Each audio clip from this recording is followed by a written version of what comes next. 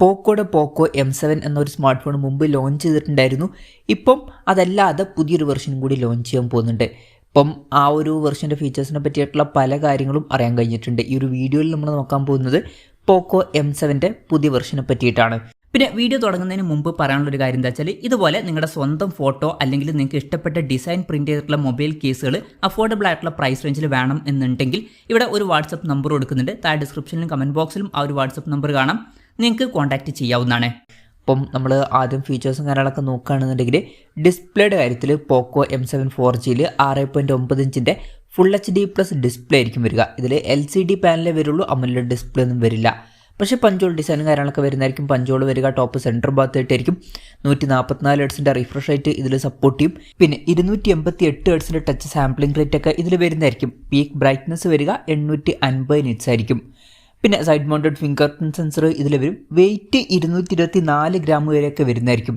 പക്ഷേ അതിനനുസരിച്ചിട്ട് ബാറ്ററി കപ്പാസിറ്റിയും അത്യാവശ്യം ഉണ്ടാകുന്നതായിരിക്കും. പിന്നെ തിക്നെസ് വരിക 8.55 mm ആയിരിക്കും.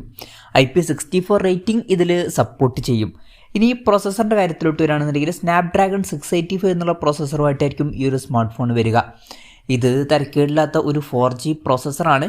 മാക്സിമം 4G സപ്പോർട്ട് ഉണ്ടാവുള്ളൂ, 5G സപ്പോർട്ട് ഉണ്ടാവില്ല. ഈ ഫോണിൻ്റെ വില ഇപ്പം ഒരു 9,000 രൂപയ്ക്ക് താഴെ അല്ലെങ്കിൽ 10,000 രൂപയ്ക്ക് താഴേക്കാണെന്നുണ്ടെങ്കിൽ ഈ ഒരു പ്രോസസ്സർ തരക്കേടില്ലാത്ത പ്രോസസ്സർ എന്ന് പറയാവുന്നതാണ്. പിന്നെ ഈ ഒരു ഫോണിൻ്റെ ബേസ് വേരിയൻറ്റിൽ 6GB റാമും 128GB ഇൻറ്റേർണലും ആയിരിക്കും വരിക. 8GB റാമും 256GB ഇൻറ്റേർണലുമായിട്ട് വരുന്ന ഒരു വെർഷനും വരുന്നതായിരിക്കും.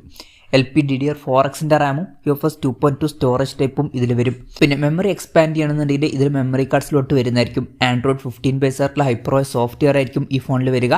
ക്യാമറയുടെ കാര്യം പറയുകയാണെന്നുണ്ടെങ്കിൽ ഫോണിൻ്റെ പിന്നിൽ ഡ്യുവൽ ക്യാമറ സെറ്റപ്പ് ആയിരിക്കും വരിക. 50 മെഗാപിക്സലിൻ്റെ 1.8 അപ്പേഴ്സിൽ വരുന്ന മെയിൻ ക്യാമറ സെൻസർ ഇതിൽ വരുന്നതായിരിക്കും. രണ്ടാമത് ഒരു AI സെൻസറും വരുന്നതായിരിക്കും. ഫ്രണ്ടിൽ 8 മെഗാപിക്സലിൻ്റെ 2.0 അപ്പേഴ്സിൽ വരുന്ന സെൽഫി ക്യാമറയും വരുന്നതായിരിക്കും. അപ്പം തിരക്കേടില്ലാത്ത ബേസിക് ആയിട്ടുള്ളൊരു ക്യാമറ സെറ്റപ്പ് ഇതിൽ വന്നേക്കാം. പിന്നെ ബാറ്ററിയുടെ കാര്യം പറയുകയാണെന്നുണ്ടെങ്കിൽ വളരെ കൂടിയ 7000 mAh ബാറ്ററി ഇതിൽ വരുന്നതായിരിക്കും. 33 വാട്ടിൻ്റെ ഫാസ്റ്റ് ചാർജ് സപ്പോർട്ട് വരും. പിന്നെ ടൈപ്പ് C ചാർജിംഗ് പോർട്ടുമായിട്ടായിരിക്കും ഈ ഒരു സ്മാർട്ട് ഫോൺ വരിക. വളരെ കൂടിയൊരു ബാറ്ററി കപ്പാസിറ്റി അടക്കമുള്ള കാര്യങ്ങൾ ഇതിൽ വരുന്നതായിരിക്കും. മികച്ചൊരു ബാറ്ററി സെറ്റപ്പ് ഇതിൽ വരും. ഇതൊക്കെയാണ് ഫീച്ചേഴ്സിനെ പറ്റി പറയാനുള്ള കാര്യങ്ങൾ. ഇനി ലോഞ്ച് ഡേറ്റിൻ്റെ കാര്യം പറയുകയാണെന്നുണ്ടെങ്കിൽ അതിനെ പറ്റിയിട്ടുള്ള കാര്യങ്ങളൊന്നും ഇപ്പം പറയാൻ കഴിഞ്ഞിട്ടില്ല. അതിനെ പറ്റിയിട്ടുള്ള ന്യൂസുകളൊക്കെ വരുമ്പം അതിനെ പറ്റിയിട്ടുള്ള വീഡിയോസൊക്കെ നമ്മൾ ചെയ്യുന്നതായിരിക്കും. അതുപോലുള്ള വീഡിയോസ് കാണാൻ താല്പര്യമുണ്ടെന്നുണ്ടെങ്കിൽ ഈ ചാനൽ സബ്സ്ക്രൈബ് ചെയ്യാവുന്നതാണ്. പിന്നെ ഇന്ത്യൻ മാർക്കറ്റിൽ ഈ ഫോൺ ലോഞ്ച് ചെയ്യുകയാണെന്നുണ്ടെങ്കിൽ നമുക്ക് ഒരു 8,000-9,000 രൂപ പ്രൈസ് റേഞ്ചിലേക്കായിട്ട് എക്സ്പെക്റ്റ് ചെയ്യാവുന്നതാണ്. കൺഫർമേഷൻസ് ഒന്നുമില്ല, ജസ്റ്റ് നമ്മുടെ എക്സ്പെക്റ്റേഷൻ പറഞ്ഞു എന്നേ ഉള്ളൂ. എന്തായാലും പോക്കോയുടെ പോക്കോ M7 4G എന്ന പുതിയൊരു സ്മാർട്ട് ഫോൺ ലോഞ്ച് ചെയ്യാൻ പോകുന്നുണ്ട്. ഈ ഒരു ഫോണിനെ പറ്റിയിട്ടുള്ള നിങ്ങളുടെ അഭിപ്രായം ജസ്റ്റ് ഒന്ന് കമൻറ്റ് ചെയ്യുക. അതുപോലെ തന്നെ ഈ ഒരു സ്മാർട്ട് ഫോൺ ഇന്ത്യൻ മാർക്കറ്റിൽ നിങ്ങൾ ഏത് പ്രൈസിങ്ങിലാണ് എക്സ്പെക്റ്റ് ചെയ്യുന്നത് എന്നുള്ള കാര്യം കൂടി ജസ്റ്റ് ഒന്ന് കമൻറ്റ് ചെയ്യുക.